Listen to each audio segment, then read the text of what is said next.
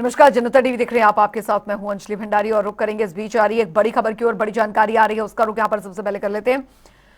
बड़ी खबर, बड़ी जानकारी। यूकेएसएस मामले में जन सुनवाई का आयोजन, ये इस वक्त की बड़ी खबर हरिद्वार से आ रही है। 27 अक्टूबर को एचआरडीए सभागार में होगी जन सुनवाई। बड़ी खबर, बड़ी जानकारी। न्यायमूर्ति यूसी ध्यानी की अध्यक्षता में एकल सदस्यीय जांच आयोग करेगा सुनवाई इस पूरे मामले की। दोपहर 1 बजे से 3 बजे तक जन सुनवाई का जो समय है वो रखा गया है। ये बड़ी खबर हरिद्वार से आ रही है। तो यूकेएसएस मामले में जन सुनवाई का आयोजन हो रहा है। बता दें आपको 27 अक्टूबर को एचआरडीए सभागार में ये जन सुनवाई होगी। बड़ी खबर आपको बता रहे हैं हरिद्वार से आ रही है। दोपहर 1 बजे से 3 बजे तक जन सुनवाई का समय जो है वो रखा गया है। जन सुनवाई को आयोग की जांच प्रक्रिया का अहम हिस्सा माना जा रहा है। ये बड़ी खबर आपको बता रहे हैं। हर्ष सैनी संवाददाता हमारे साथ इस बीच जुड़ गए हैं ज्यादा जानकारी के साथ। हर्ष, यूकेएसएस मामले में जन सुनवाई का आयोजन हो रहा है। जी बिल्कुल। यूके पेपर एक्ट से जुड़ा ये मामला है, जहां बीते पिछले महीने 21 सितंबर को घटना सामने आई थी। पेपर तथा कथित आरोप लगाता कि हरिद्वार में जो पेपर के 3 पेज के जो स्क्रीनशॉट है वो वायरल होने की घटना सामने आई थी, जिसके बाद इस पूरी घटना का जो मास्टरमाइंड खालिद था वो गिरफ्तार हुआ था। तभी से ही सरकार ने भी मुख्यमंत्री पुष्कर सिंह धामी स्वयं देहरादून में छात्रों के बीच पहुंचे थे, जहां पर जो आंदोलनकारी छात्र हैं, मुख्यमंत्री ने उनसे बातचीत की थी। उन्होंने भरोसा दिया था कि जो भी इस पूरे मामले में दोषी होगा उन पर कार्रवाई होगी और बच्चों के साथ न्याय होगा। वहीं एकल सदस्यीय जो जांच कमेटी इस पूरे मामले में बनाई गई थी, इसके जो अध्यक्ष हैं नैनीताल हाईकोर्ट के रिटायर्ड जस्टिस यूसी ध्यानी, वो हरिद्वार के दौरे पर कल रहने वाले हैं। एचआरडीए सभागार में एक कह सकते हैं कि आप खुली अदालत के रूप में, यानी कि जनसुनवाई का ये कार्यक्रम होने वाला है, जिसमें जो अभ्यर्थी हैं या जो परीक्षार्थी हैं और आम जो नागरिक हैं, जो बच्चे कहीं ना कहीं परीक्षाओं की तैयारी करते हैं, वो बच्चे जो होते हैं उनसे ये संवाद होगा। यूसी ध्यानी जी पूरे मामले में, इस मामले में संवाद करेंगे और बच्चों को कहीं ना कहीं जो भी शिकायतें हैं, जो उनकी बातचीत है, जो शिकायत प्रार्थना पत्र होंगे, उनकी जो भी जो समस्याएं होंगी, उनसे पूरे मामले की जन सुनवाई करेंगे। उनके जो पीड़ा है, जो छात्रों को तकलीफें होती हैं परीक्षा के दौरान, और परीक्षाएं जब इस तरीके से लीक होने के सामने घटना आती है तो कहीं ना कहीं छात्रों को कठिनाइयां होती हैं। इसी कार्यक्रम को हरिद्वार में रखा गया है। एकल सदस्यीय जांच जो आयोग बनाया गया था, उसके जो अध्यक्ष हैं, सेवानिवृत्त जज हैं, न्यायमूर्ति हैं यूसी ध्यानी, वो हरिद्वार के दौरे पर रहने वाले हैं और ये पूरा कार्यक्रम एचआरडीए के सभागार में रखा गया है। 1 बजे से 3 बजे तक जनसुनवाई का समय है। इसके साथ जो अधिकारी हैं जिले के, उनसे भी वो रिपोर्ट लेंगे और ये जो पूरा कार्यक्रम होगा, जनसुनवाई के बाद जो तथ्य सामने आएंगे, इन तथ्यों के बाद जो फाइनल रिपोर्ट जांच आयोग की आएगी, उनमें ये तथ्य कहीं ना कहीं एक मुख्य भूमिका निभाने वाले हैं। इसके बाद पूरे तरीके से छात्रों को न्याय मिलेगा। जाहिर तौर पर वो तथ्य जो है वो खंगाले जाएंगे। इस जन सुनवाई का आयोजन यहाँ पर हर्ष हो रहा है और जाहिर तौर पर आयोग की जांच प्रक्रिया का ये काफी अहम हिस्सा माना जा रहा है, क्योंकि इसमें वो तथ्य यहाँ पर सामने आएंगे जो कि जांच में काफी ज्यादा सहयोग कर सकते हैं। और मुख्यमंत्री पुष्कर सिंह धामी भी इस मुद्दे को लेकर काफी ज्यादा सक्रिय और संगीन नजर आ रहे हैं। जी बिल्कुल बिल्कुल, आपको बता दें उत्तराखंड के मुख्यमंत्री पुष्कर सिंह धामी स्वयं छात्रों के बीच पहुंचे थे और जब विपक्ष ने लगातार ये सवाल उठाए, इससे पहले मुख्यमंत्री लगातार इस मामले की मॉनिटरिंग कर रहे थे। मुख्यमंत्री पुष्कर सिंह धामी का साफ इसमें संदेश था कि छात्रों के साथ किसी भी तरह का अन्याय बर्दाश्त नहीं किया जाएगा। मुख्यमंत्री पुष्कर सिंह धामी देहरादून में जो आंदोलनकारी जो छात्र है, तकरीबन 8 दिन तक वो आंदोलन चला था। मुख्यमंत्री पुष्कर सिंह धामी लगातार छात्रों के साथ संपर्क में थे। मुख्यमंत्री पुष्कर सिंह धामी जब छात्रों के बीच पहुंचे तो उन्होंने छात्रों को यह आश्वासन दिया था कि जो भी धांधली के जो आरोप इस मामले में लगाए गए हैं, वो उन पर पूरी कार्रवाई की जाएगी और जो छात्र हैं इस मामले में, जो पीड़ित हैं, कहीं ना कहीं छात्रों के साथ जो हुआ है, उन पर सरकार पूरी तरीके से उनके साथ खड़ी है। और जो मास्टरमाइंड है, वो तुरंत एसआईटी ने लगातार उस मास्टरमाइंड खालिद के घर पर डेरा डाला हुआ था। वहीं जो एसआईटी है उन्होंने लगातार खालिद के घर वालों से पूछताछ की है इस मामले में, और खालिद की गिरफ्तारी तुरंत इस मामले में हो गई थी। तो ये हरिद्वार और देहरादून जो पुलिस है वो भी लगातार एक टीम के तरीके से इस मामले में कार्रवाई कर रही थी। जब खालिद गिरफ्तार हुआ उसके बाद उसकी बहन की गिरफ्तारी हुई, कहीं ना कहीं पूछताछ इस मामले में जारी थी। जो मास्टरमाइंड जब खालिद पकड़ा गया तभी से आसार लग गए थे कि उत्तराखंड की सरकार और मुख्यमंत्री पुष्कर सिंह धामी किसी भी जो इस मामले में दोषी होगा उसे कतई बख्शा नहीं जाएगा। तो इसी पर एसआईटी सभागार में जो यूटी ज्ञानी भी है वो आएंगे। कल यहाँ पर एक कार्यक्रम रखा गया है जनसुनवाई का, और जनसुनवाई के दौरान जो भी छात्रों की तकलीफ शिकायतें उनकी होगी उन्हें सुनकर कहीं ना कहीं इस मामले में एक नई भूमिका नजर आएगी। चलिए, आप इस खबर पर नजर बनाए रखिए हर्ष, आपसे आगे भी अपडेट लेते रहेंगे। बहुत बहुत शुक्रिया इस तमाम जानकारी के लिए।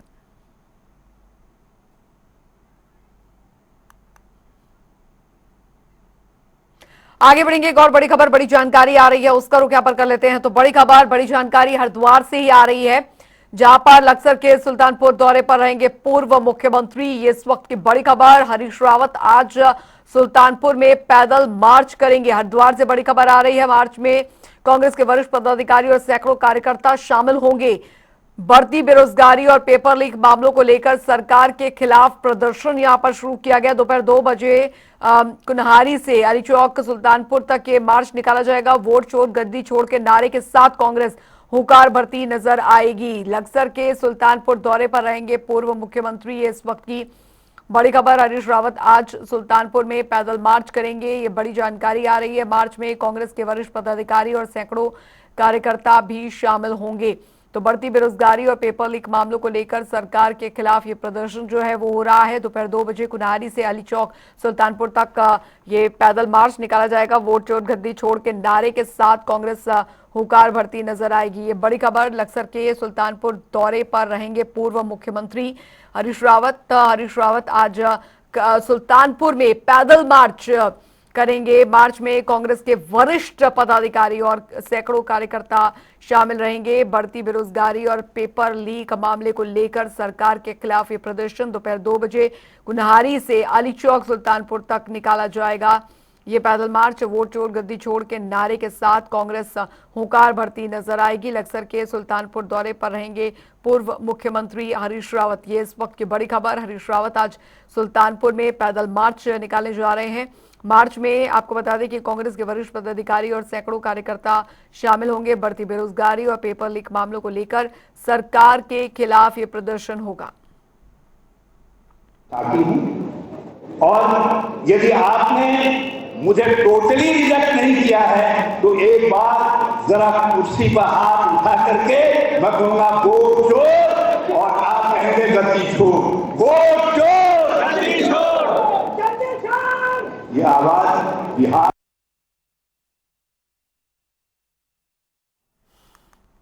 तो हरीश रावत ने इस बात का जिक्र यहां पर किया है और तमाम जो पदाधिकारी हैं वो भी इस मार्च में मौजूद रहेंगे। बढ़ेंगे आगे। आपको बता दें कांग्रेस पार्टी जल्द ही प्रदेश में अपने जिला अध्यक्षों और महानगर अध्यक्षों की नियुक्ति कर सकती है। पार्टी के वरिष्ठ नेताओं के बीच हुई चर्चा के बाद अब अंतिम निर्णय केंद्रीय नेतृत्व का है। और इस पर जानकारी देते हुए कांग्रेस के प्रदेश अध्यक्ष करण माहरा ने बताया कि जब शीर्ष नेतृत्व ने सभी जिम्मेदार पदाधिकारियों को बुलाया था तब इस मुद्दे पर विस्तृत चर्चा हुई थी। तब सभी जिलों के प्रभारी जो एआईसीसी से आए थे उन्होंने अपनी रिपोर्ट जमा कर दी है। अब उन रिपोर्टों और सुझावों पर मंथन चल रहा है। उम्मीद है कि अगले 1-2 दिन में घोषणा हो जाएगी। जल्दी करेंगे। बीच में देखिए जब हम लोगों को शीर्ष नेतृत्व को वहाँ बुलाया गया हमारे शीर्ष नेतृत्व के द्वारा तो चर्चा हो गई है। जो प्रभारी थे हर जिले के जो एआईसीसी से आए थे उन्होंने अपनी रिपोर्ट्स जमा कर दी हैं। हरीश रावत जी, प्रीतम सिंह जी, गणेश गोदियाल जी, काजी निज़ामुद्दीन जी, गुरदीप सप्पल साहब, यशपाल आर्य जी, मैं हम सबको बुला के अलग अलग से राय ली गई।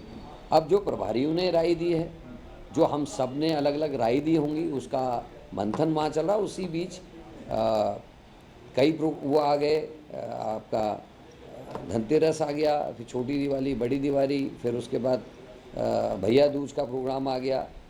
तो इसलिए थोड़ा डिले हुआ है और मुझे लगता है एक आध दिन में ये चीज़ें हो जाएंगी। कोई बड़ी चीज़ नहीं है, ऑन प्रोसेस है, जल्दी ही उसकी घोषणा हो जाएगी।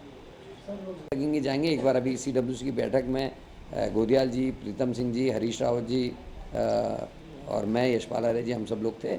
और अभी जिन जिन लोगों की ड्यूटीज़ लगेंगी वो जाएंगे। हम लोग से लिस्ट मांगी गई हैं, जिन जो आवश्यक लगेगा, जो वहाँ कुछ कर सकते हैं उनको भेजा जाए।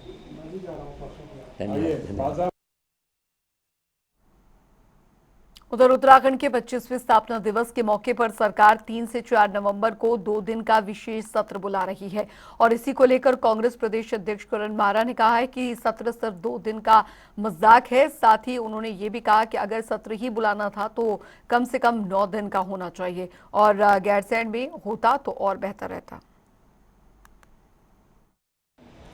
देखिए 25 साल पूरे हो रहे हैं और ये बड़ी बात है, हमारे लिए खुशी की बात है, लेकिन सरकार ने मजाक बना दी है। सत्र अगर बुलाना ही था तो कम से कम 9 दिन का, 10 दिन का बुलाते।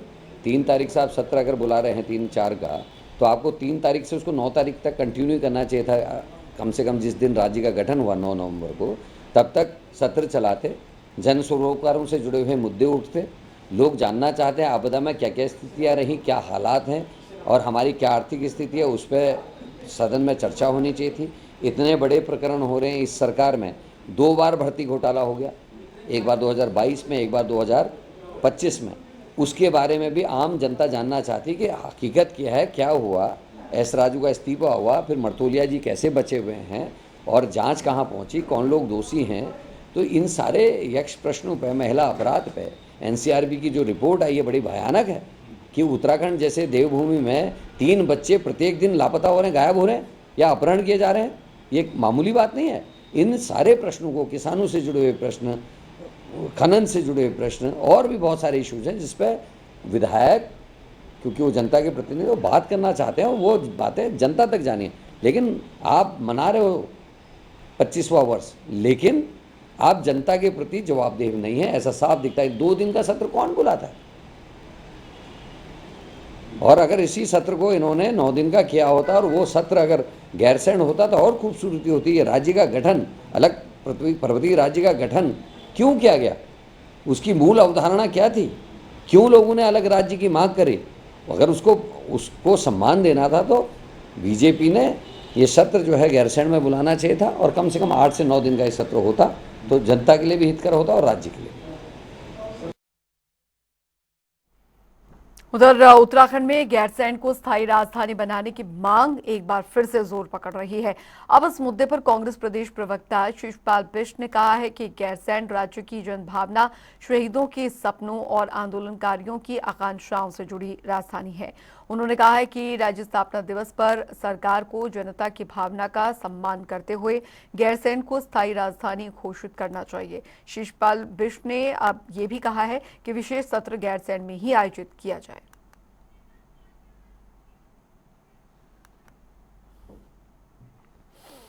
सीधे आपको गाजियाबाद लिए चलते हैं, जहां पर मुख्यमंत्री योगी आदित्यनाथ क्या कुछ कह रहे हैं, सुनते हैं। उनकी पूरी टीम को और जितने भी डॉक्टर्स यहां काम कर रहे हैं उन सबको, पैरामेडिक्स को, नर्सिंग स्टाफ को हृदय से उनका अभिनंदन भी करता हूं कि उन्होंने एनसीआर को इसका केंद्र बिंदु बनाया है और उत्तर प्रदेश में इतना बड़ा इन्वेस्टमेंट भी लेके आए हैं, यहां पे एम्प्लॉयमेंट का एक माध्यम भी दिया है। और मैं इस अवसर पर आदरणीय राष्ट्रपति जी का, आदरणीय रक्षा मंत्री जी का, अन्य आदरणीय महानुभावों का एक बार फिर से हृदय से स्वागत और अभिनंदन करते हुए अपनी वाणी को विराम देता हूं। धन्यवाद। जय हिंद।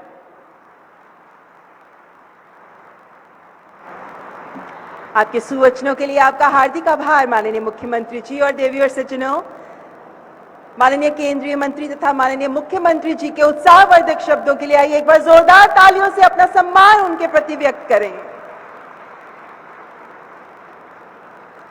मान्यवर, आज का ये शुभ अवसर केवल एक संस्था की उपलब्धि नहीं है, बल्कि भारत के स्वास्थ्य क्षेत्र में एक नए अध्याय की शुरुआत है, जहां विश्व की आधुनिकतम तकनीक और करुणा एक साथ मिलकर मानवता की सेवा को तत्पर हैं। और जब माननीय राष्ट्रपति जी किसी आयोजन में अपनी उपस्थिति देती हैं, चलिए खबरों में आगे बढ़ेंगे। उधर आपको बता दें, उत्तराखंड राज्य निर्माण के 25 वर्ष पूरे होने पर अब प्रदेश के भविष्य की दिशा तय करने की तैयारी शुरू हो गई है। धर्मपुर विधायक विनोद चमोली ने जानकारी देते हुए कहा है कि ये समय मंत्रिमंडल विस्तार या फिर राजनीतिक चर्चाओं का नहीं, बल्कि सियावलोकन और साथ ही आगे की रूपरेखा तैयार करने का है। उन्होंने बताया कि 3 से 4 नवंबर को विशेष सत्र बुलाया गया है, जिसमें कि राज्य के विकास कार्यों की समीक्षा के साथ तेज गति से आगे बढ़ने के लिए नया ब्लूप्रिंट तय किया जाएगा। ये समय अब मंत्रिमंडल विस्तार या बाकी की चीजों का नहीं है। अभी तो हमको देखना यह है कि हम उत्तराखंड के लिए क्या और बेहतर कर सकते हैं। 25 साल उत्तराखंड राज्य निर्माण के पूरे हो रहे हैं, तो ये समीक्षा का समय भी है और आगे का जो हमारा जो रोड मैप तैयार होना है उसके लिए भी हम लोग इसमें आगे में कुछ व्यवस्था बनाएंगे और इसी को लेकर एक स्पेशल सेशन में हम लोगों ने 3-4 तारीख को बुलाया है, तो विधानसभा में भी इसकी चर्चा होगी। तो सही मामले में एक सिंहावलोकन जैसे होता है, जब हम आगे बढ़ते हैं तो शेर जब आगे बढ़ता है तो पीछे मुड़ के भी देखता है कि आखिर मैं क्या क्या करके आया हूँ, कितना रास्ता मैंने तय किया। तो सिंहावलोकन का समय हमारे लिए है और आगे के लिए एक बड़ी रूपरेखा हम तय करें, एक ब्लूप्रिंट तैयार करें ताकि प्रदेश बहुत तेज गति से आगे बढ़े। सर, प्रदेश उधर उत्तराखंड स्थापना दिवस को लेकर सरकार और बीजेपी दोनों स्तरों पर व्यापक कार्यक्रमों की तैयारी की जा रही है और मुख्यमंत्री पुष्कर सिंह धामी के नेतृत्व में आयोजित होने वाले इन कार्यक्रमों में महिला, युवा, पंचायत प्रतिनिधियों और स्थानीय निकायों के सम्मेलन शामिल हैं। वहीं राज्य आंदोलनकारियों के सम्मान में विशेष कार्यक्रम भी प्रस्तावित है। इन सबको लेकर आपको बता दें कि बीजेपी प्रदेश महामंत्री कुंदन परिहार ने बताया है कि उत्तराखंड के लिए ये गर्व का अवसर है कि राज्य में 25 वर्षों में विकास की नई ऊंचाइयों को छुआ है और पार्टी इस अवसर को जनता तक पहुंचाने के लिए कई जनसंपर्क कार्यक्रम आयोजित करने जा रही है।